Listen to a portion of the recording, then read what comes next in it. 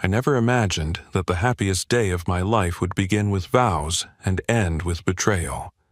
On my wedding day, as I stood before the altar and said the words, "I do," the church doors swung open with a thunderous crack. A man I had never seen before walked inside, his footsteps echoing against the stone floor. He held a thick stack of papers in his hand, and before anyone could stop him, he hurled them onto the aisle.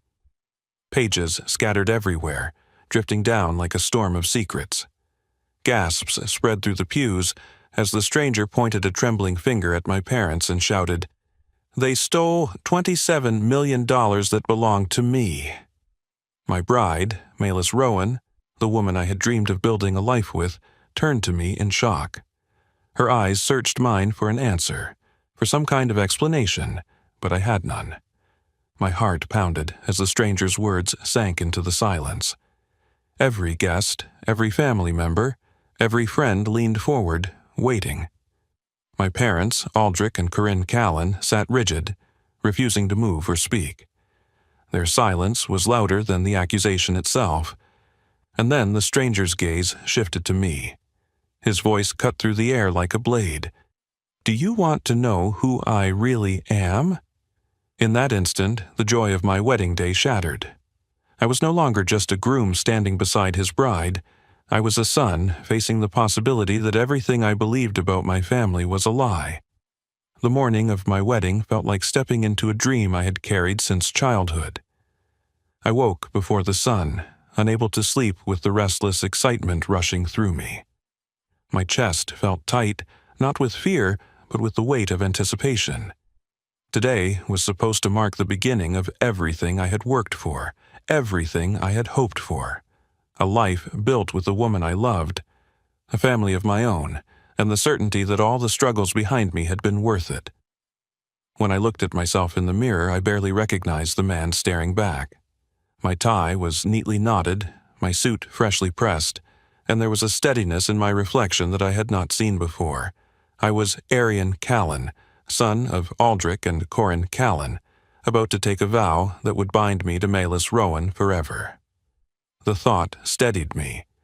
Milas was more than a fiancée. She was the first person who ever made me believe that love could be patient and real.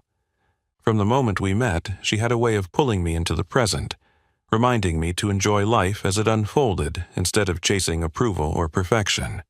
She was sharp-witted, often catching me off guard with humor, but her kindness disarmed me most. She believed in family, in loyalty, in building trust brick by brick. That was the foundation I wanted for our marriage. The church where we were to be married was an old stone building, one that carried the scent of history in its walls. Its tall arched windows allowed sunlight to flood the sanctuary, illuminating every polished pew. The air buzzed, with hushed voices, organ music drifting gently as guests began to take their seats. I stood in a quiet side room, moments away from walking into that space, and my younger brother Tovan nudged me with his usual smirk. "Don't trip walking down the aisle, Arian," he said, tugging at his tie in mock seriousness. "I'll never let you live it down." I laughed, grateful for his attempt to cut the tension. Tovan always carried himself like someone who believed life would sort itself out. He had a charm that drew people to him, even when he had nothing of substance to say. Where I worried and planned, he coasted, but there was a warmth to his presence that made me glad he was by my side today. My parents were already seated in the front row of the church. My father, Aldrich, carried the same commanding presence he always had. He was the kind of man who filled a room without needing to speak.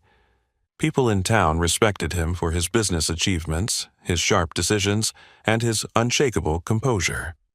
To me, he had always been a figure to measure myself against, though I often felt like I fell short. My mother, Corinne, radiated elegance. She sat with her back straight, her smile calm but deliberate, the same way she had taught me to present myself since I was a child. She was the heart of the family's public image, the one who polished the edges and reminded us of what was expected of us as Callans. I drew strength from seeing them there, watching proudly as their eldest son prepared to step into a new chapter. I had no reason to doubt their pride, no reason to question the life they had built for me. As the music swelled and the bridal procession began, I stepped forward to the altar. Every detail around me seemed heightened: the shimmer of the stained glass, the rustle of dresses and suits, the way the air carried the faint scent of flowers arranged along the pews. And then she appeared. Milas walked down the aisle in her gown, radiant in a way that stole my breath. Her father held her arm, but her eyes never left mine. Each step brought her closer, and with it, the reality of what we were about to promise settled deeper into my chest. She smiled, and in that smile I saw every late-night conversation, every shared hope, every moment that convinced me I was the luckiest man alive. When she reached me, her hand slipped into mine, warm and steady. Together, we turned to face the officiant, the voices behind us quieting into reverent silence. The ceremony unfolded like a melody, familiar yet monumental. Each word carried weight, binding us closer to the future we had envisioned. As I listened, my thoughts wandered briefly to what marriage meant to me. It meant a chance to build something free of pretense, to create a life where truth outweighed appearances. It meant escaping the constant pressure of living up to a name, of being more Callan than Aryan. With Malis, I wanted to be just myself, stripped of titles and expectations. That was the life I saw in front of me, one that began with the simple words we were about to exchange. I squeezed her hand as the officiant asked if I would take her as my wife. My voice was clear and sure when I said, "I do." At that moment, I felt as if the world had narrowed to just the two of us. The guests, the whispers, the weight of my family's presence, all of it faded behind the brilliance of her smile. I thought nothing could intrude upon that moment. I thought we were untouchable. But just as those words left my lips, everything began to unravel. The words "I do" had barely left my mouth when the church doors burst open with a force that silenced everything. The music stopped. Heads turned. The bright light from outside cut into the sanctuary as a man stepped across the threshold. His shoes struck the floor in hard, deliberate steps that echoed all the way to the altar. He carried a thick bundle of papers under one arm, his face set in a mixture of rage and determination. No one recognized him, yet every guest leaned forward as if drawn by some magnetic pull. I froze, my hand still gripping Malis's. Her eyes darted from me to the man, confusion clouding her expression. Before anyone could ask who he was, the stranger stopped in the middle of the aisle and flung the papers across the floor. They scattered like a storm of broken glass, pages sliding between pews and across the polished wood. The sound of them hitting the ground cut through the silence like a drumbeat. Then he spoke. His voice was raw but powerful, carrying to every corner of the church. "Aldrich and Corinne Callan," he said, pointing straight at my parents, "stole $27 million that belonged to me." Gasps filled the room.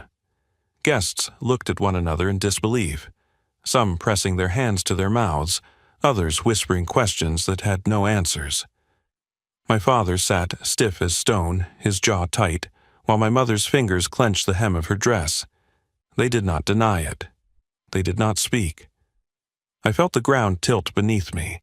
The accusation rang in my ears, repeating itself over and over. My parents, my family, thieves, $27 million. The words made no sense, and yet they carried a weight that crushed my chest. Maelis tugged at my hand, her whisper urgent. "Arian, what is happening?" "Who is he?" I had no answer. My throat was dry, my heart pounding so violently I thought it might burst. All I could do was stare at the man, his eyes locked on mine now, daring me to acknowledge him. His expression was not just anger. There was hurt there, too, a depth of pain that made his accusation feel more than a performance. The officiant shifted uncomfortably, his voice breaking the silence. "Sir, this is a sacred ceremony. You cannot simply—" But the man cut him off, his voice louder. "Sacred? What is sacred about a family that builds its fortune on stolen money? What is sacred about lies paraded as legacy? Do not tell me to be silent, not when the truth has been buried for decades. The weight of his words fell on me like stones. My parents' silence screamed louder than any denial could have. My stomach twisted. I turned to my father, my voice shaking with desperation. Is this true? Dad, tell me it isn't.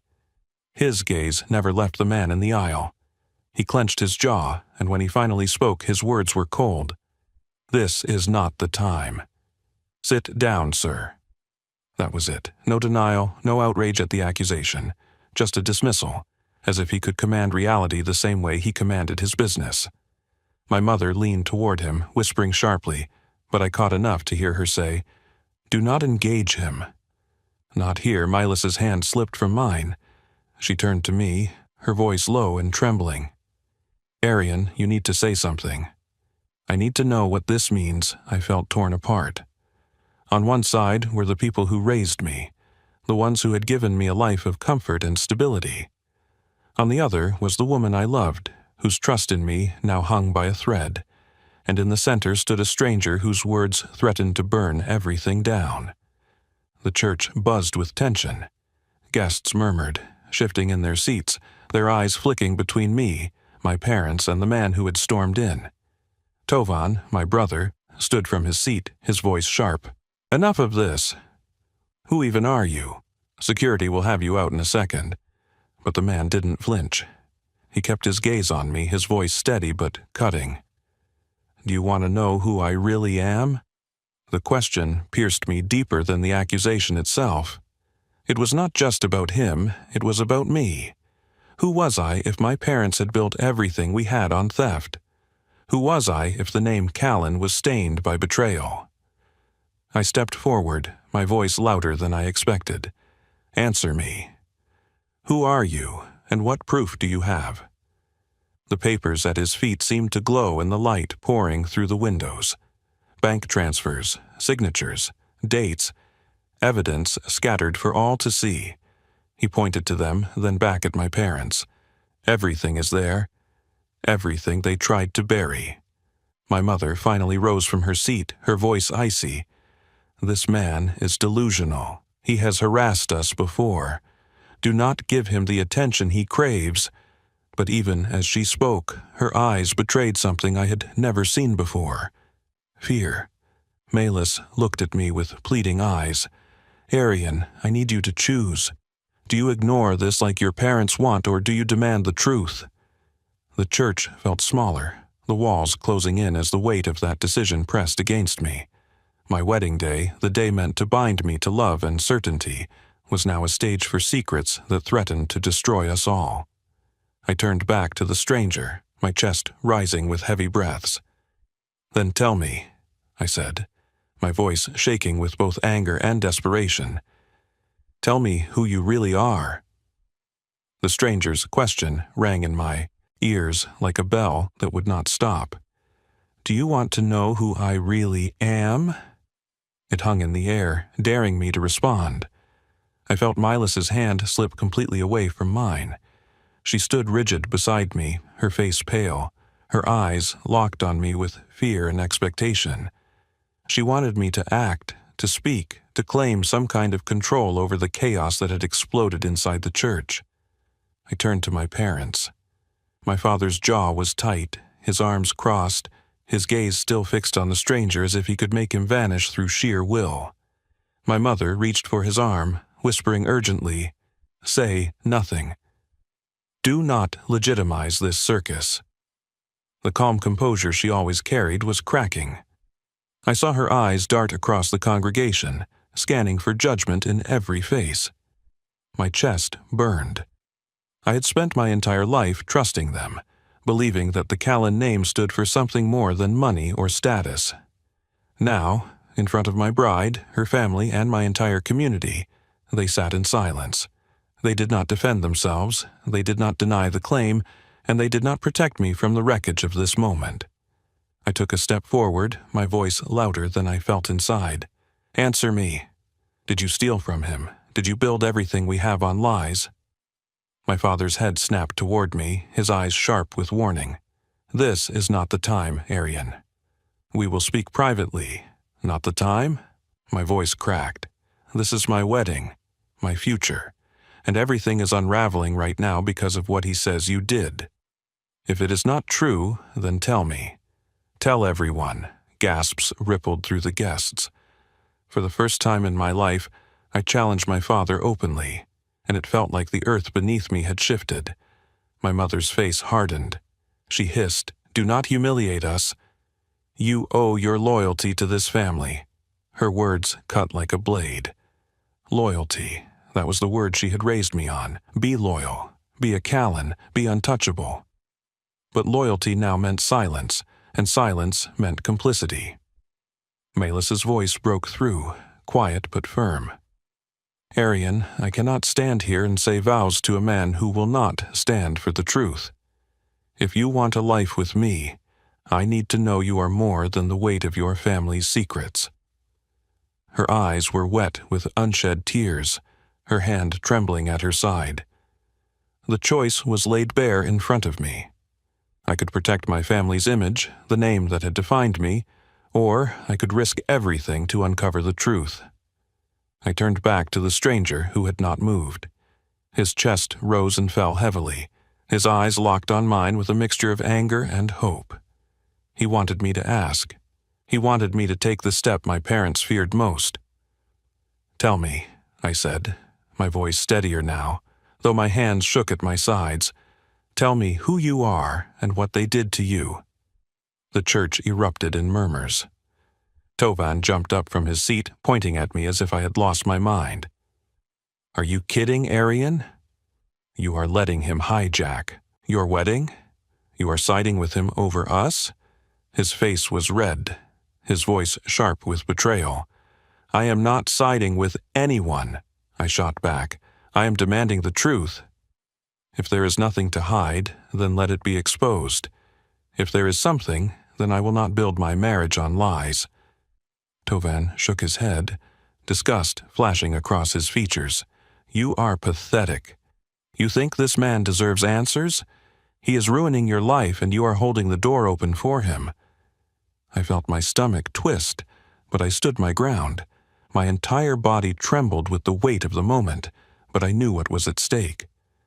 This was no longer about money or reputation, or even the Callan name.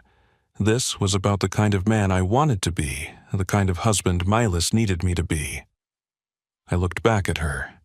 She stood straighter now, her face filled with a fragile strength. Her eyes told me everything. If I chose silence, I would lose her. If I chose truth, I might lose everything else. The officiant, bewildered and pale, tried to restore order. "Perhaps we should pause, give everyone a moment." "No," I interrupted, my voice cutting through the murmurs. "There will be no pause. There will be no silence. This is my life, and I will not let it be built on secrets I never asked for." The church was dead silent.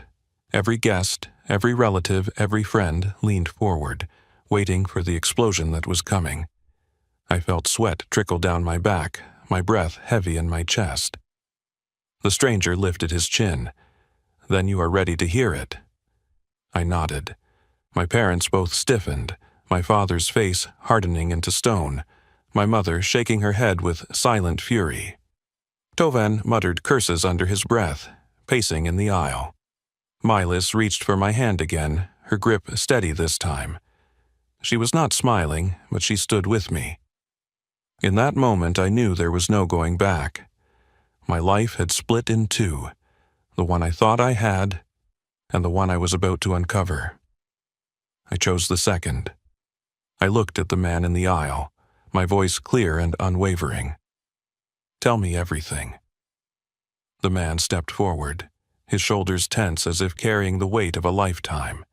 His eyes locked on mine, and for the first time since he had entered the church, his voice softened. "My name is Cole Draven. I am not a stranger to your family. I am your father's son, his first son, the son he abandoned when he chose money over blood." A collective gasp rippled through the church. The words slammed into me like a blow to the chest. My father's son, my brother. I struggled to breathe as the ground seemed to shift beneath me. Guests leaned forward, whispering furiously. Milas's grip on my hand tightened, her eyes wide with disbelief. Cole bent down and lifted one of the papers from the floor, holding it up for everyone to see. These are the documents they tried to bury: bank transfers, forged signatures, settlements that were never honored. My mother was supposed to inherit her family's estate, an inheritance worth $27 million. Instead, Aldrich Callan manipulated the accounts, forged papers, and transferred the money into his own ventures. When she fought back, he crushed her in court with lawyers she could not afford. He destroyed her, and when I was a child, he vanished from my life as if I never existed. His voice trembled, but he did not break. I grew up watching my mother waste away under the weight of betrayal. She told me the truth before she died. She gave me the proof he thought he had hidden. And I came here today because I refuse to let this family celebrate a sham while the people they destroyed are forgotten. I turned to my father, my voice hoarse. Is this true? Tell me you did not abandon him. Tell me you did not build everything we have on theft. He sat motionless, his face a mask of stone. My mother finally stood, her voice sharp and cold. This is a wedding, not a courtroom. This man is dredging up lies to destroy you on the most important day of your life. Do not feed his poison, Kyle's voice rose, shaking with fury. Lies. You know the truth, Corinne. You were there when he signed the forged papers. You smiled while he walked away from us. Do not pretend you were not part of it. The church erupted in chaos. Guests whispered, some even standing, their faces twisted in shock. Melis's father looked at mine with disgust. Tovan stormed down the aisle, pointing at Cole with fire in his eyes. You are insane.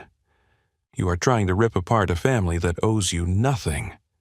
Cole snapped back. A family that owes me nothing? I am his blood. I am the son he left to rot while he raised you in wealth. He owes me everything. The words cut through me like knives. My brother, my blood. I felt my stomach twist as I looked at Tovan, who stood seething, and then back at Kale, who stared at me with eyes that mirrored something familiar, something I had seen in the mirror my entire life. I took a step toward my father, my voice trembling with rage. You told me we built everything through hard work. You told me our name stood for honor. Was all of that a lie? His silence was worse than any confession. He looked at me with a glare meant to silence me, but it no longer worked. The image of the powerful, unshakable man I had followed all my life shattered in front of me. He was not untouchable. He was guilty, and his silence screamed it louder than words ever could. Milas turned to me, her voice breaking. Arian, this changes everything. If this is true, I need to know who you are apart from them. Are you your father's son, or are you your own man? Her words split me open.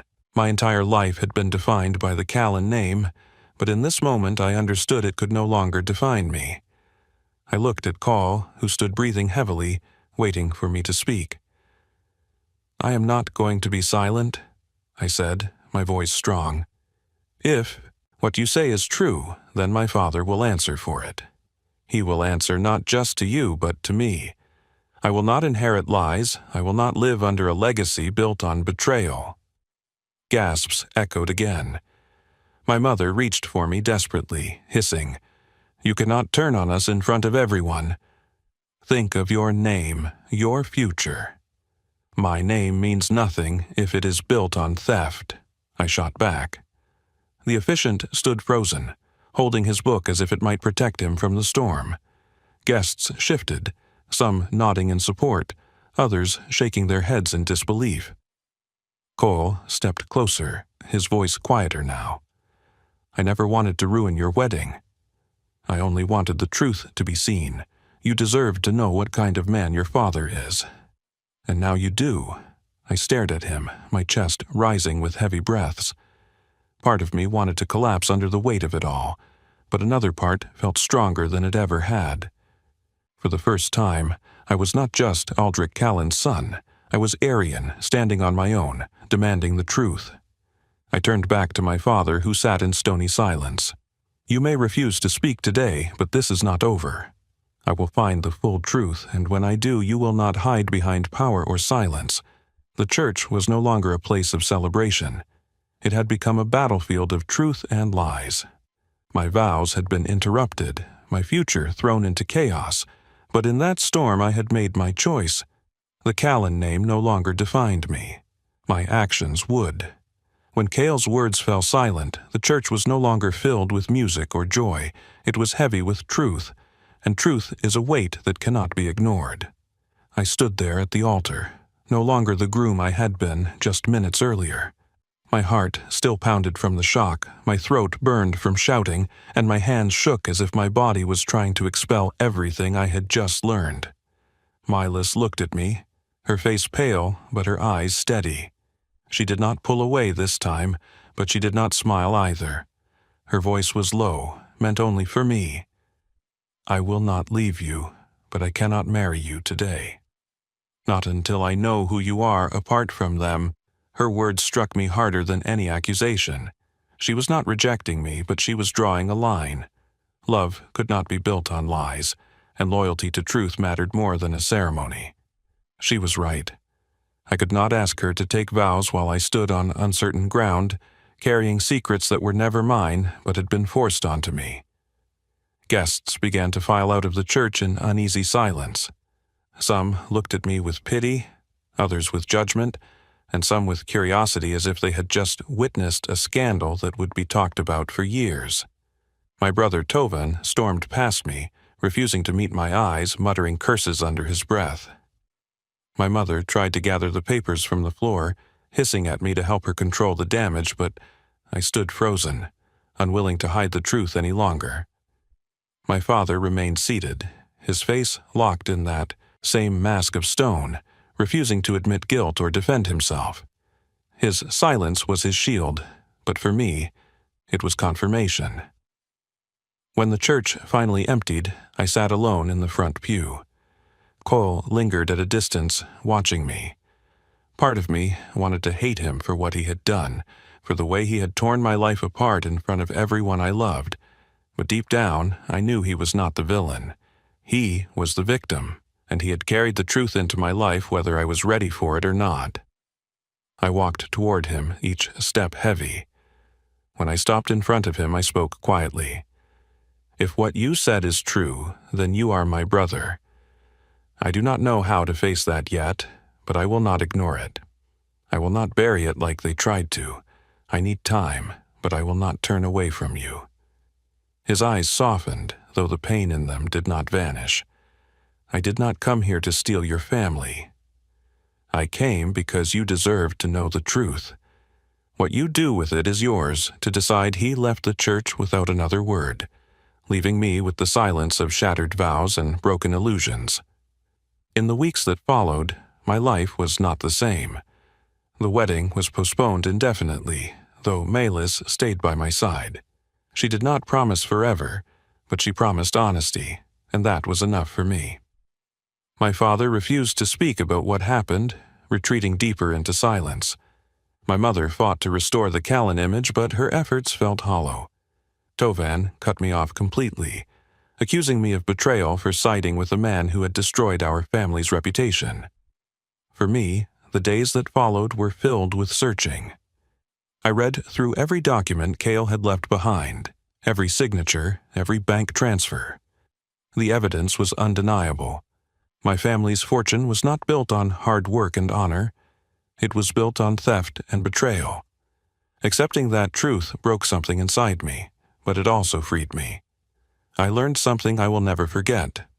Blood does not define family, and silence does not protect love. Family is not about the name you inherit, but the choices you make when the truth is staring you in the face.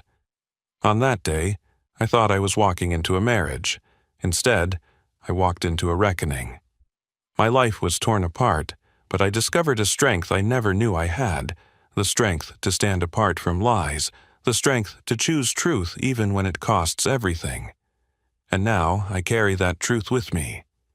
I do not know what the future holds for me and Malus, but I know that when I stand before her again, it will be as a man who has chosen honesty over silence, truth over loyalty to corruption, and love over fear.